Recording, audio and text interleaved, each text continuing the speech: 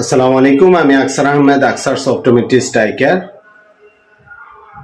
আমরা অনেক সময় চোখে পেশেন্ট দেখার পরে ভিশন যাদের বেশি খারাপ থাকে তাদেরকে অনেক সময় বলে থাকি যে চোখে ভিশন থেরাপি দেওয়া উচিত। ঠিক আছে, ভিশন থেরাপি আসলে মূলত কাদের?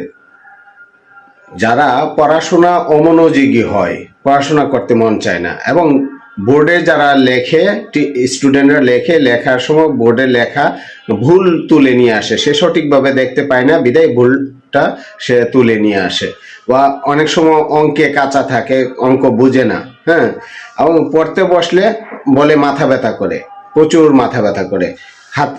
হাতের লেখা যখন লিখতে যায়, লেখাটা সঠিকভাবে লিখতে পারে না, লেখাটা একটু আঁকাবাঁকা হয়ে যায়, এবং সঠিক বানানগুলো সে ভুল করে নিয়ে আসে, সঠিক বানান লিখতে পারে না। বোর্ডে যে বানানটা আছে, বানানটা সে লিখতে পারে না, হ্যাঁ।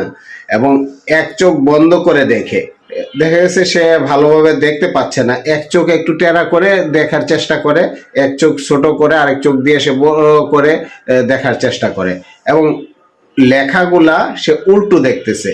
যে লেখাটা সে ক্লিয়ার দেখার কথা, সে এটা সঠিকভাবে না দেখে লেখাটা উল্টো দেখতেছে।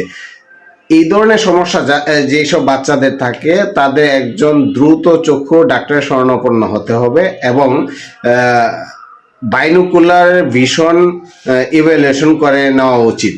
ঠিক আছে, এবং এইসব বাচ্চাদের ভিশন থেরাপি যদি দেওয়া হয়, ভিশন থেরাপির মাধ্যমে এই ধরনের সমস্যা বাচ্চাদের সমাধান হওয়া সম্ভব। ধন্যবাদ।